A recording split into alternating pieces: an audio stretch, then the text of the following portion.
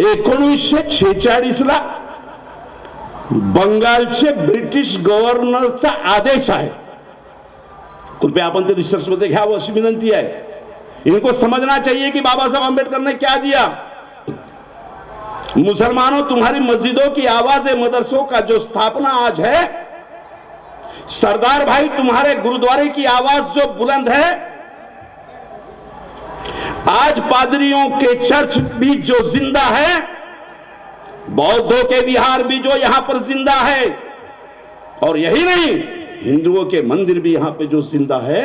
बाबा साहब आंबेडकर धार्मिक स्वतंत्रता के कानून में अगर तुम्हारे धर्म, उसकी रक्षा, उसका अनुपालन, उसके संचालन के बुनियादी अधिकार न देते तो ये सब भारत में आज वजूद में न रहते.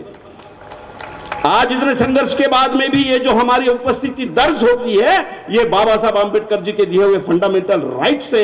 इसके पहले 1946 में क्या था, बंगाल के गवर्नर का ऑर्डर है, 146 जातियों की यादी है.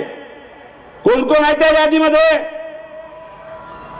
वडर आहे, आदिवासींच्या 40 जाती आहे, मुसलमानांच्या 19 जाती आहे, ओबीसींच्या विविध जाती आहे, अनुसूचित जाती जमातींची यादी आहे. 146 जातींना 1946 मध्ये न्यायालय आणि सरकारी कार्यालयामध्ये प्रवेशाची बंदी आहे. प्रवेश केल्यानंतर 3 ते 6 महिन्याची जेल आणि 50 रुपयाची शिक्षा आहे. 1946 रोजी कुणी उठविली ही बंदी? तुमच्या माझ्या बापानं उचलली ही बंदी की या देशाचा ज्या दिवशी मसुदी समितीचा अध्यक्ष डॉक्टर बाबासाहेब आंबेडकर नावाचा माणूस बनतो, त्या दिवशी तो महार असतो का? त्या दिवशी तो एखाद्या धर्माचा असतो का? त्या दिवशी तो एखादा पंथाचा असतो का? अरे ज्या दिवशी बाबासाहेब आंबेडकर मसुदा समितीचे अध्यक्ष झाले, त्या दिवशी तो या देशाच्या जनतेचा पितृतुल्य नेता होता. आणि त्या पितृतुल्य भूमिकेतून सगळ्यांना समान पाहावं, सगळ्यांना माणुसकीचा ठेवा द्यावा, सगळ्यांचा स्वातंत्र्य बाधित ठेवावं, त्याची डिग्निटी माणूस म्हणून त्याचा माणूस पण जिवंत ठेवावं म्हणून संविधान लिहिलं. बाबासाहेब लिहिले नसते तर 146 जाती बंगालमध्ये होत्या. पूर्ण भारतामध्ये असे 3000 जाती होत्या ज्यांना न्यायालयात आणि कार्यालयात प्रवेश नव्हता. हे तहसीलदार आणि अध्यक्षांनी हा प्राध्यापक कसा झाला असता? काय दिलंय बाबासाहेब आंबेडकरांनी? आदिवासी पोराच्या चेहऱ्यावर तुम्ही लघवी करू शकता, कारण ती तुमची हिंसक संस्कृती आहे. इतिहासाचे दाखले आहेत. अरे केवळ शिक्षण घेतलं म्हणून तुम्ही अंगठा कापलेला आहात. केवळ बुद्धिमत्ता प्राप्त केली म्हणून तुम्ही डोकं कापलेला आहात. ग्रंथ वाचलं म्हणून तुम्ही उकळतं तेल तोंडात टाकलेला आहात. आणि तीच संस्कृती तुमची आजही जिवंत असेल तर संविधानासमोर तो सर्वात मोठा धोका आहे की तुम्ही आदिवासीच्या पोराच्या तोंडावर मुतू शकता. बाबासाहेबाचा आंबेडकर मुर्मू नावाच्या आदिवासी महिलाला राष्ट्रपती बनवतो, ही आमची शक्ती आहे. का बरं जपलं पाहिजे आदिवासींनी? का बरं ओबीसींनी मैदानात उतरलं पाहिजे? ज्या दिवशी बाबासाहेब आंबेडकर संविधान लिहित होते त्या दिवशी काय अवस्था होती त्या महामानवाची?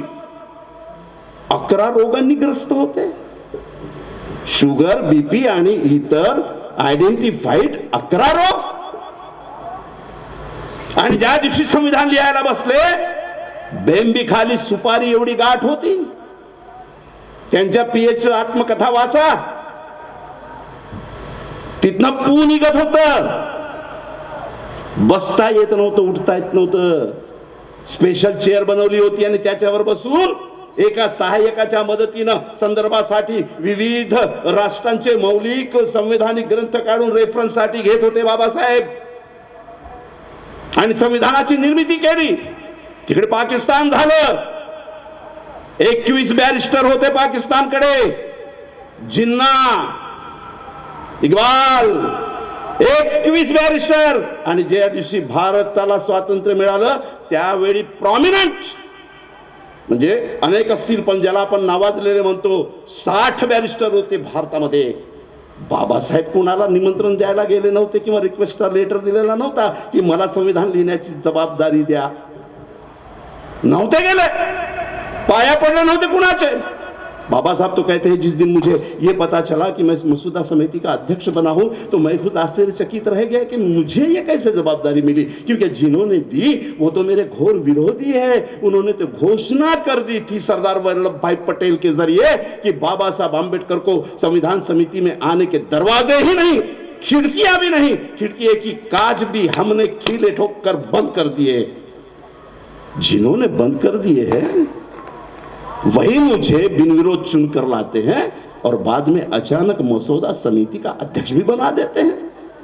मैं आश्चर्यचकित हुआ। नहीं बाबा साहब, हम पढ़े लिखे लोग आज समझ पाते हैं कि वो आश्चर्य नहीं था। जिनको तुम लायक समझते थे बैरिस्टरी में, उनकी ये लायकी ही नहीं थी कि वो संविधान का एक कलम लिख पाए, लायकी सिर्फ तुम्हारी थी। इसलिए इन सारे विरोधियों को भी तुम्ही को संविधान निर्मित का जिम्मा देना पड़ा।